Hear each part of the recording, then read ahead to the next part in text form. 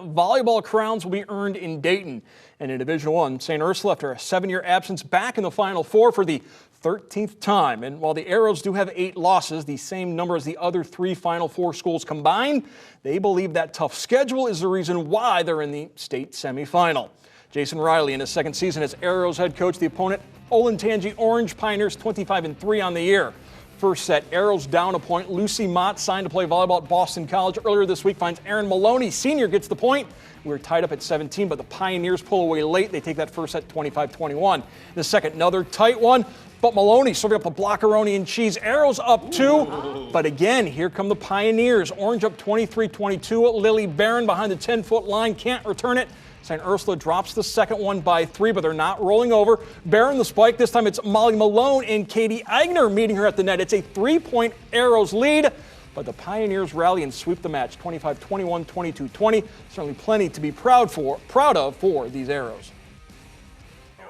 These seniors, I think they've taught the juniors, the sophomores, and we did have a freshman on our travel roster here at the end of the year, how to win and what it takes to win and being the small part of something big. My goal my freshman year was to be a part of something big and to be able to make it to states, and then as my career at St. Ursula has gone on, I think it became less about the legacy and more about the team, and being able to play with like some of these people who have like become my best friends and like my sisters. There's nothing like that. Nothing like that indeed. Greg Franke and Gretchen Brown, they join us with more from Dayton.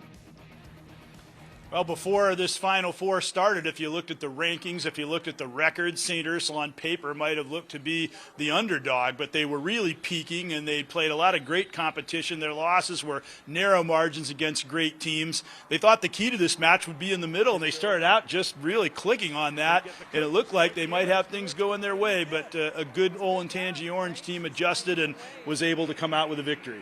And that's what you said. The middles early on were having success, and Olentangy found a way to make an adjustment on them. And it was Aaron Maloney who was really the key for St. Ursula, as she just got kill after kill, was hitting around the 80% vicinity early in that match. But Lily Barron was able to counter with her work on the outside, and Emma Cugino did a great job as libero, and I think that countered some of the things St. Ursula was able to accomplish. And that's what happened. Olentangy Orange had a little bit more offensive power when it came down to it towards the end there.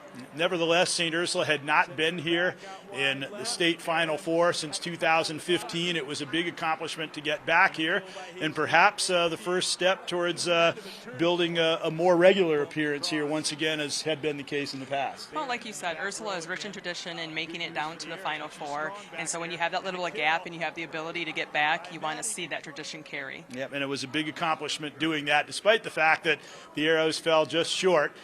They lost in 3 straight sets, but they were all close sets against a great Olentangy Orange team in this state semifinal at Wright State.